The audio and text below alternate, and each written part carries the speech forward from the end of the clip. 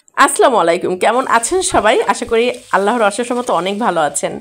এই রেসিপিটি যখনই আমি তৈরি করি না কেন, আমার মেয়ের একটাই কথা, এই রেসিপির ঘ্রাণটা এতটা সুন্দর তার নাকি মনই চায় না সে রান্নাঘর থেকে অন্য রুমে যায়। তাহলে বুঝেন অবস্থা কতটা মজার একটা রেসিপি।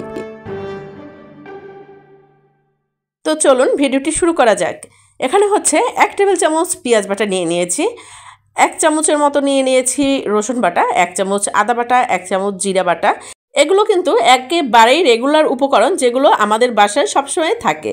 তো এখানে নিয়ে নিচ্ছি হচ্ছে টমেটো সস 2 চামচের মতো, আর দিয়ে দিয়েছি 1 চামচ সয়া সস, আর এখানে 1 চামচের মতো দিয়ে দিয়েছি টেস্টিং সল্ট, আর হচ্ছে গরম মশলা দিয়ে দিয়েছি 1 চামচ, 1 চামচ চিনি, পরিমাণ মতো লবণ, আর দিয়ে দিচ্ছি হচ্ছে হাফ চামচের মতো সিরকা। আপনাদের কাছে লেবু থাকলে লেবুর রসটা দিলে বেশি ভালো লাগবে খেতে। আর দিয়ে দিচ্ছি হচ্ছে কালো গোলমরিচের গুঁড়া, আর পরিমাণ মতো হচ্ছে মরিচের গুঁড়া। আমি এখানে 1.5 চামচের মতো মরিচের গুঁড়া দিয়ে দিচ্ছি। খুব সামান্য পরিমাণে হচ্ছে হলুদের গুঁড়া, আর নিয়ে নিচ্ছি হচ্ছে সরিষার তেল 1 চামচের মতো। তো এই মশলাগুলো কিন্তু আসলে রেগুলার মশলা, যেগুলো আমাদের বাসায় সবসময় আমাদের রান্নাবান্নার কাজে ব্যবহার করা হয়। তো দেখতে পাচ্ছেন এখন চামচের সাহায্যে খুব সুন্দরভাবে মশলাগুলো মিশিয়ে নিচ্ছি। আপনারা এই রেগুলার মশলা দিয়ে কিন্তু খুব মজা করে চিকেন ফ্রাই করতে পারেন, বাচ্চারা খুব পছন্দ করবে। আর এই চিকেন ফ্রাইটা কিন্তু ফ্রাইড রাইস বা নান রুটি, পরাটা সব কিছুর সাথে খুব ভালো লাগবে খেতে। আর এখানে দেখতে পাচ্ছেন মুরগির মাংস নিয়ে নিয়েছি, লেগ পিস, তারপরে হচ্ছে এমনি মাংস নিয়ে নিয়েছি, যেগুলো ভালো করে পানি ঝরিয়ে মুছে তারপরে হচ্ছে মধ্যে থেকে সুন্দর করে কেটে নিয়েছি, যাতে খুব সহজে মশলাগুলো মধ্যে ঢুকে যায়।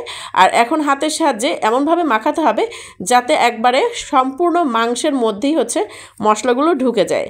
আর দেখেই বুঝতে পারছেন যে কিভাবে আমি মাখিয়ে নিচ্ছি মশলাগুলো। আর এখন বলে রাখছি, আমার ভিডিওটি যদি ভালো লেগে থাকে প্লিজ আমার চ্যানেলটি সাবস্ক্রাইব করে দিবেন। আর ফেসবুক পেজ থেকে দেখে থাকলে প্লিজ আমার পেজটি ফলো দিয়ে সাথেই থাকবেন। রেসিপিটি যদি বেশি ভালো লেগে থাকে আপনারা শেয়ার করে টাইমলাইনে রেখে দিতে পারেন, যখন আপনারা তৈরি করবেন তখন আবার দেখে নিতে পারবেন। তো এখানে কিন্তু মাংস প্রায় ম্যারিনেট কমপ্লিট হয়ে গেছে। আমি আর 1 চামচের মতো তেল দিয়ে দিয়েছি। আপনারা সরিষার তেলটাই দেওয়ার চেষ্টা করবেন, তাহলে কিন্তু ফ্লেভারটা খুব সুন্দর আসবে। আর প্রায় 20 মিনিটের মতো ম্যারিনেট করে রেখে দিয়েছি। চাইলে ফ্রিজেও রাখতে পারেন, আমি নর্মাল টেম্পারেচারে রেখেছি যেহেতু এখন শীতকাল। আর এখানে রেগুলার রান্নার সয়াবিন তেল দিয়ে দিয়েছি।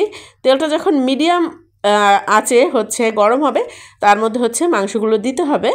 আর এই মাংসগুলো হচ্ছে ফ্রাই করার সময় একেবারে হাই হিট দেওয়া যাবে না, তাহলে উপরটা কালো হয়ে পুড়ে যাবে আর ভিতরটা কিন্তু একেবারে কাঁচা থাকবে। যার কারণে মিডিয়াম হিটে হচ্ছে রান্নাটা কমপ্লিট করবেন, তাহলে মধ্যেটা একবারে খুব সুন্দরভাবে পারফেক্টভাবে সিদ্ধ হয়ে যাবে। আর দেখতে পাচ্ছেন এদিকে কিন্তু খুব সুন্দর একটা ফ্লেভার বের হয়েছে।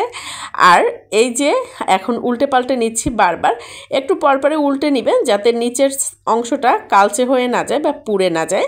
আর এই ঘ্রাণে কিন্তু বাচ্চারা মানে মুগ্ধ হয়ে যায়, খুব পছন্দ করে। প্রত্যেকটা বাচ্চাই আসলে এই ধরনের খাবার পছন্দ করে। বর্তমানে কিন্তু আমাদের মতো বড়রাও খুব পছন্দ করে।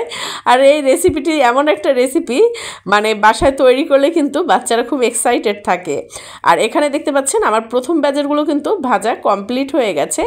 তো যেহেতু লেগ পিসগুলো একটু মোটা হয় মাংস, যার কারণে সাইডে একটু রেখে বেশি সময় ভাজবেন, তাহলে হচ্ছে কি ভিতরটা খুব সুন্দরভাবে হয়ে যাবে রান্না।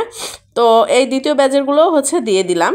আর আপনারা এভাবে বাসায় তৈরি করবেন, দেখবেন শীতকালীন হচ্ছে ফ্রাইড রাইস বা পোলাও আর হচ্ছে পরাটা, নান রুটি সব কিছুর সাথে সবাই খুবই পছন্দ করে খেয়ে নেবে, আর সবাই কিন্তু খুব প্রশংসা করবে। তো কথা বলতে বলতে কিন্তু আমার এদিকে মাংস ফ্রাই প্রায় কমপ্লিট হয়ে গেছে। আপনারা এটা হচ্ছে পোলট্রি মুরগি দিয়ে করলে ভালো হয়, যেহেতু মাংসের পরিমাণটা বেশি থাকে।